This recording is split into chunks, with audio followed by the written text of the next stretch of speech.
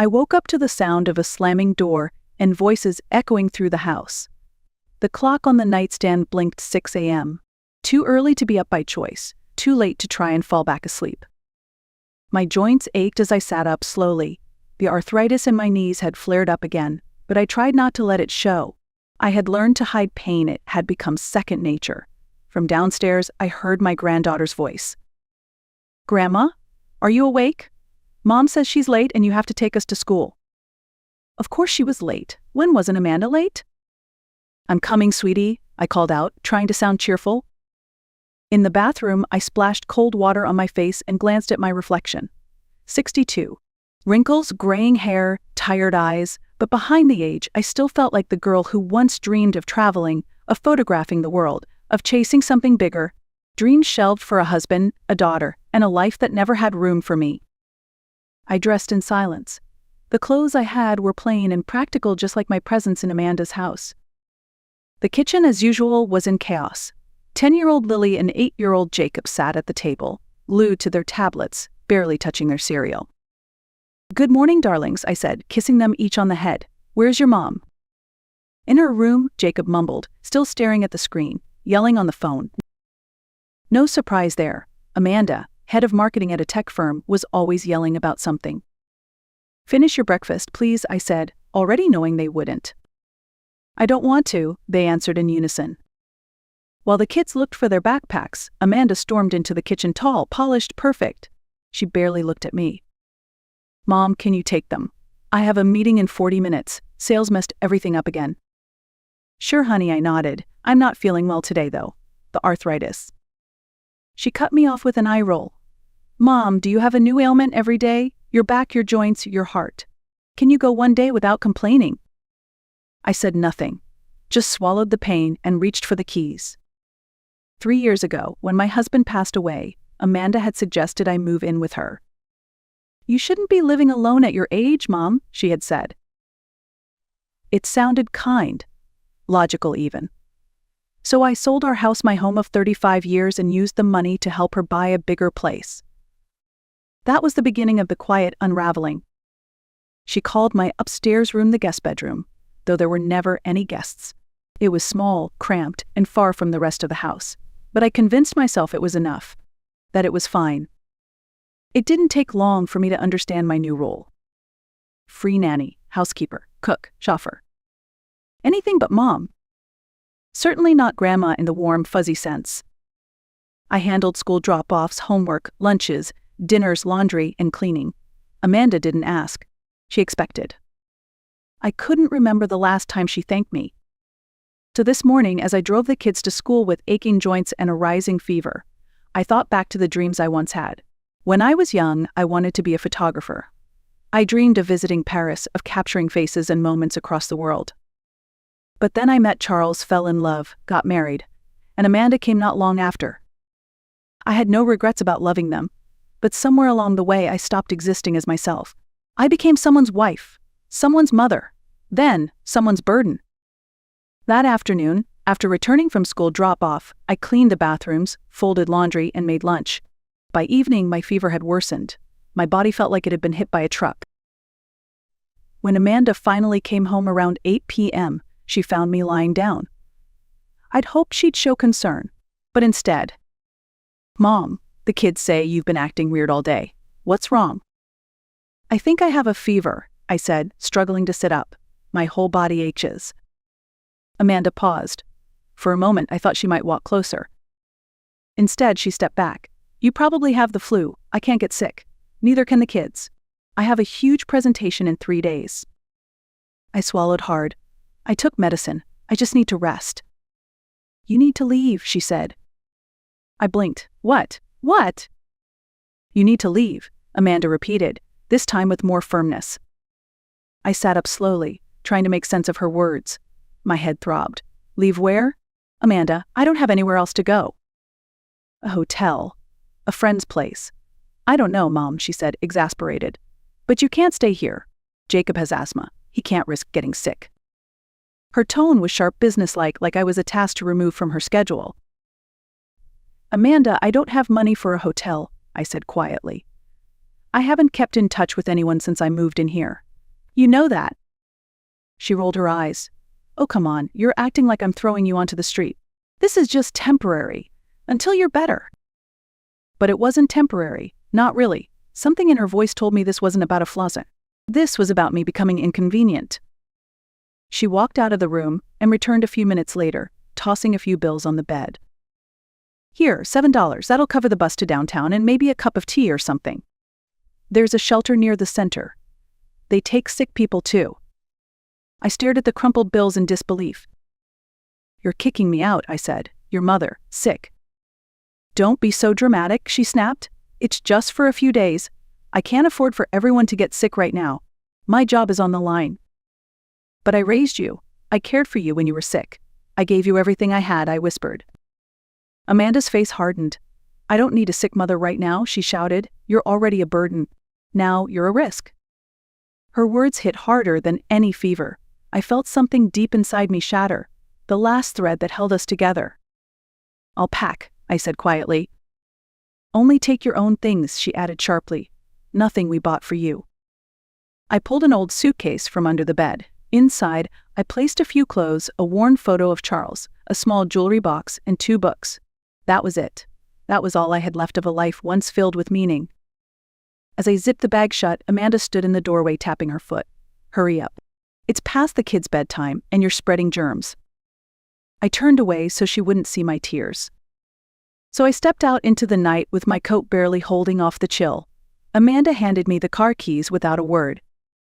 "You can take it downtown. Leave it at the supermarket lot. I'll pick it up tomorrow," she said, then closed the door behind me without a goodbye.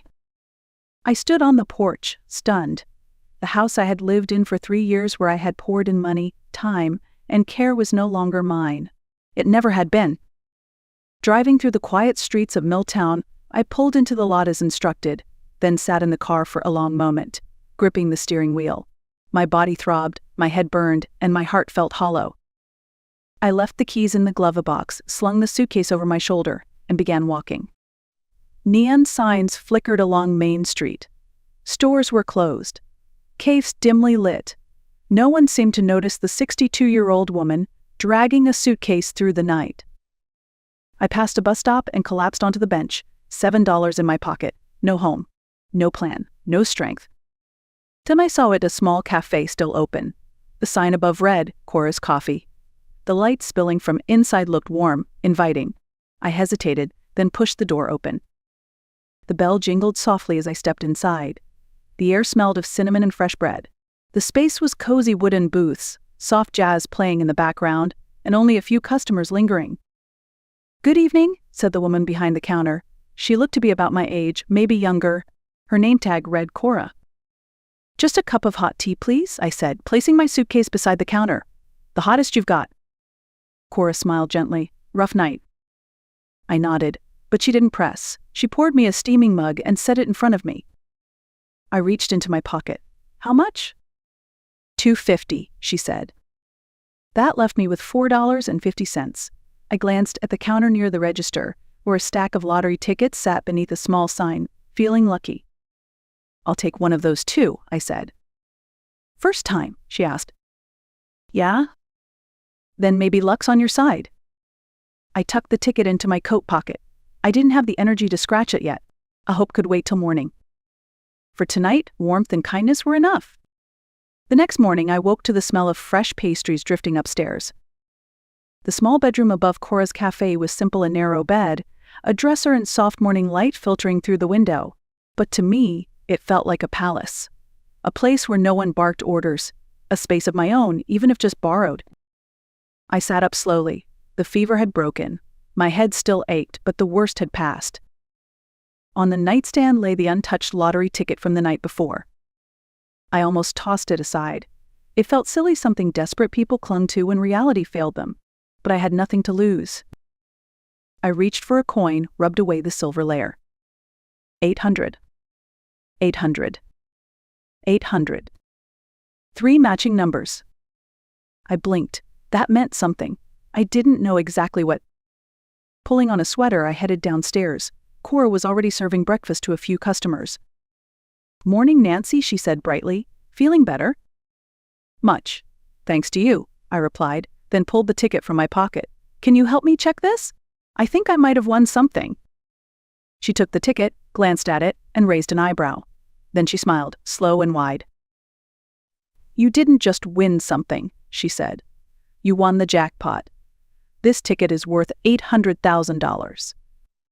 I stared at her. My knees went weak. "Sit," she said quickly, pulling a chair for me. "Breathe. I'll get you water." 800,000?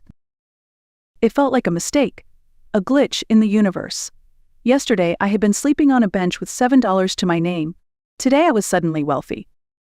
When Cora returned, I whispered, "Are you sure?" "Absolutely. I know the numbers. This one's the top prize."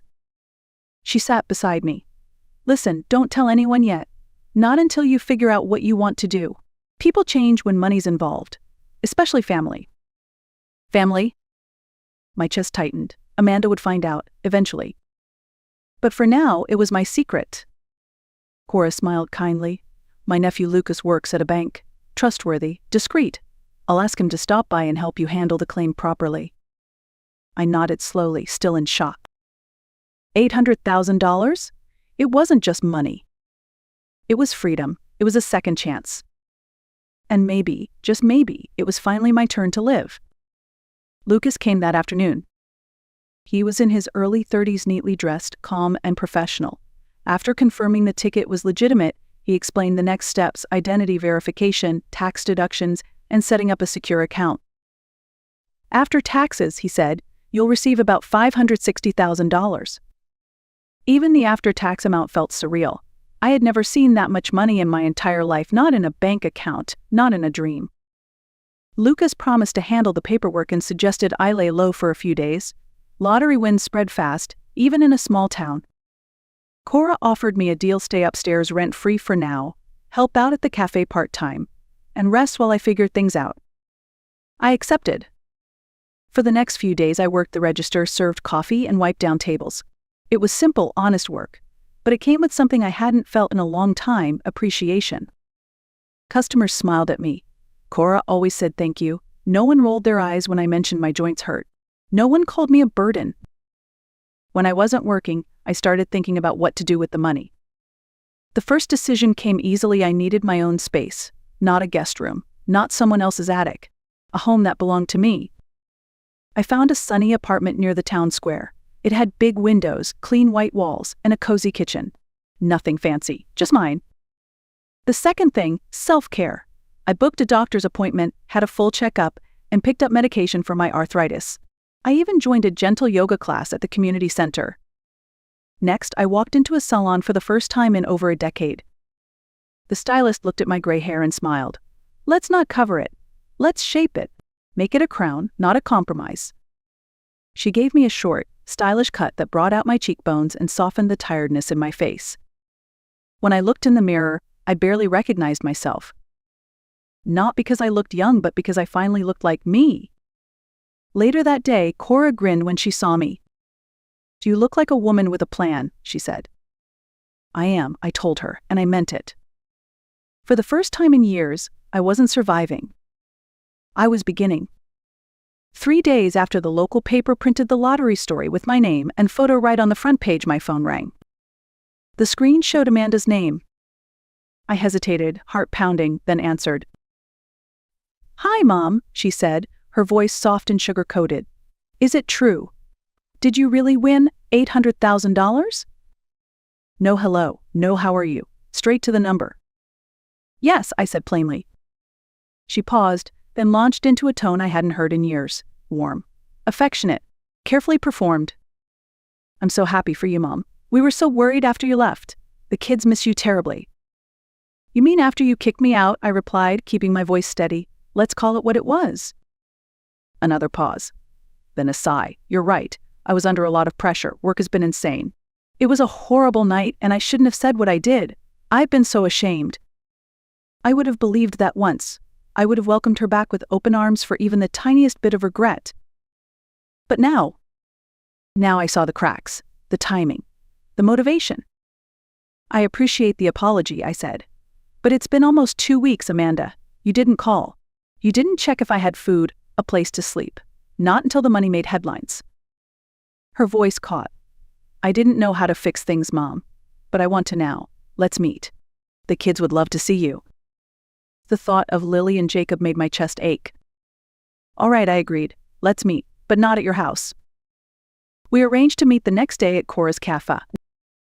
I arrived early, sipping herbal tea to calm my nerves. At exactly 3 o'clock, the door opened. Amanda walked in with the kids. She looked flawless, as always, hair perfect, clothes immaculate, but there was something different in her eyes. Hesitation, maybe even fear. She scanned the room and did a double take when she saw me. She hadn't recognized me at first. I stood up. Hi, Lily, Jacob. They rushed over and hugged me tightly. You look so cool, Grandma, Lily said with wide eyes. Amanda hung back, watching. You look different, she said. I feel different, I answered. And I meant it. Amanda sat across from me, the kids happily sipping milkshakes nearby. So, she began, stirring her coffee. Are you staying at a friend's house now? No, I said. I've rented an apartment. It's lovely. Bright, quiet, and all mine. Amanda blinked, clearly surprised. Oh, I thought maybe you'd come back. The house isn't the same without you. There it was, the real reason for the visit. I looked her straight in the eye. Why would I come back, Amanda? We're family, she said with a smile that didn't quite reach her eyes. The kids miss you. I miss you. We can make things right. I sipped my tea calmly. 2 weeks ago, I was a burden, a threat. What's changed? She faltered. Mom, you were sick. I panicked. I didn't mean to push you out. You didn't panic, I said gently. You calculated.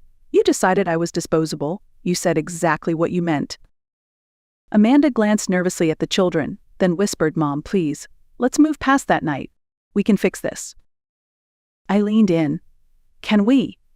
Because I remember your words. I don't need a sick mother. That wasn't stress talking.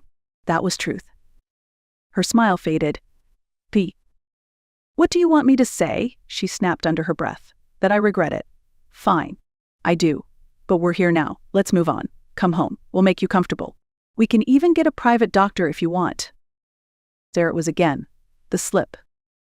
Now that I have money, I said softly, you're ready to have me back. Amanda stiffened. Don't be like that. I came because I care. No, you came because I'm valuable again. I turned to the children. I love you both so much. You can visit me anytime. My door will always be open. Amanda stood up sharply, grabbing her purse. You'll regret this. You'll die alone.